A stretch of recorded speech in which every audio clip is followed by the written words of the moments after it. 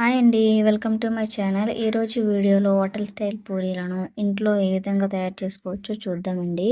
చిన్న చిన్న టిప్స్ పాటించడం వల్ల బయట దొరికే పూరీల్లాగా చాలా చక్కగా పొంగుతాయండి. అదేవిధంగా పర్ఫెక్ట్ పూరీ కర్రీని కూడా ఎలా తయారు చేసుకోవచ్చో చూద్దామండి. ఈ విధంగా తయారు చేయడం వల్ల ఇంకా బయట కొనే పని లేకుండా ఇంట్లోనే ఈజీగా తయారు చేసుకోవచ్చండి. రెసిపీలోకి వెళ్ళిపోదామా మరి? ముందుగా పిండిని తీసుకోవాలండి. పూరి కోసం మైదా పిండిని కానీ గోధుమ పిండిని కానీ తీసుకోవచ్చండి. ఇందులో రుచికి సరిపడా ఉప్పు వేసుకొని ఒకసారి మొత్తం అంతా కలిసేలా కలుపుకోవాలండి. ఇందులోనే కొద్ది కొద్దిగా నీళ్ళు వేస్తూ కలుపుకోవాలి. మొత్తం నీరు ఒకేసారి పోయకూడదండి. పిండి మరీ జుర్రుగా కాకుండా మరీ గట్టిగా కాకుండా కలుపుకోవాలి.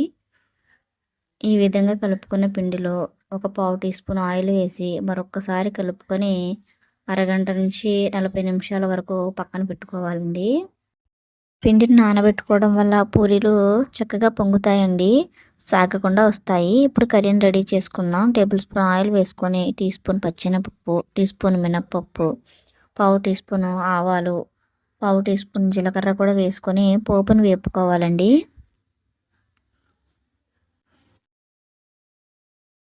పోపు ఈ విధంగా వేగిన తర్వాత సన్నగా కట్ చేసి పెట్టుకున్న 2 ఉల్లిపాయలు, 2 పచ్చిమిర్చి, ఇందులోకి తగినంత ఉప్పు, 2 రెమ్మల కరివేపాకు కూడా వేసుకొని ఉల్లిపాయలు మెత్తబడేంత వరకు ఉడికించుకోవాలండి.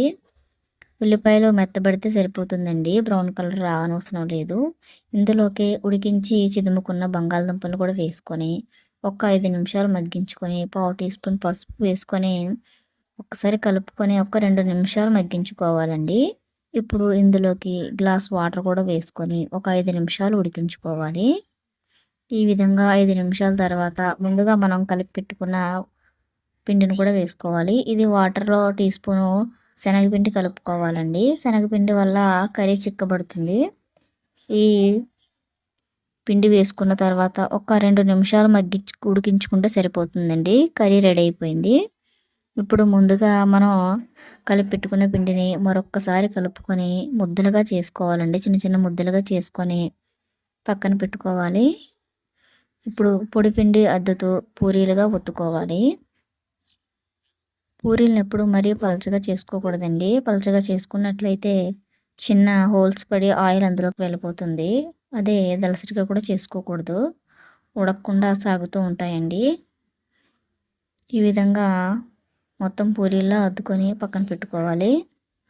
స్టవ్ మీద ఆయిల్ పెట్టుకోవాలండి. ఆయిల్ హీట్గా ఉన్నప్పుడు మాత్రమే పూరీలను వేసుకోవాలి. ఈ విధంగా పూరీ వేసిన తర్వాత గరిటెతో దీన్ని నొక్కాలండి. అది పైకి వచ్చేంత వరకు నొక్కాలి. ఒకవైపు వేగిన తర్వాత రెండో వైపును కూడా ఈ విధంగా వేగించుకోవాలండి.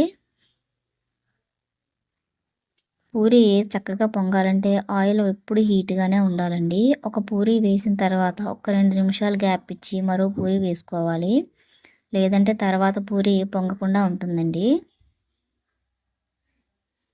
ఈ విధంగా మనం తయారు చేసుకున్న పూరీలన్నిటిని నూనెలో వేపుకోవాలండి. అంతేనండి, hotel style perfect puris ready అయిపోయాయి. మా వీడియోస్ కనుక మీకు నచ్చినట్లయితే మా ఛానల్ని సబ్స్క్రైబ్ చేసుకోండి. Thank you for